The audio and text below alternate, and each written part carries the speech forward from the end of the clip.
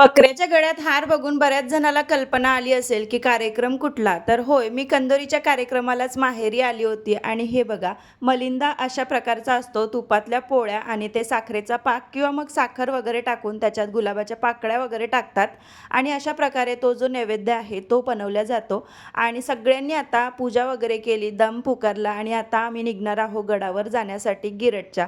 बऱ्यापैकी लोकांना माहिती असेल जे की माझ्या भागातले आहेत त्यांना, पण लाँग व्हिडिओमध्ये मी सविस्तर याच्याबद्दल माहिती सांगितलेलीच आहे. तर इथे आल्यावर ना सगळ्यात आधी आम्हाला चढवायची होती चद्दर. सगळ्यांनी आपापल्या परीने पूजा घेतली. दर्ग्याच्या आतमध्ये गेलो, छान पूजा केली आणि दर्ग्यातून बाहेर निघाल्यावर दर्ग्यात उभं राहिल्यावर इथून असा व्ह्यू दिसतो. छान असं छोटंसं तलाव आणि समोर असा दरवाजा. नंतर ना इकडे आल्यावर असे बंदर वगैरे असतातच बसलेले. प्रसाद घेतला आणि आम्ही घरी आलो. घरी पायी पायी येता येता रिधूचे पाय दुखले, त्यामुळे त्यांनी मावशीला कडेवर घ्यायला लावलो आणि घरी आल्यावर असं चाललेलं होतं.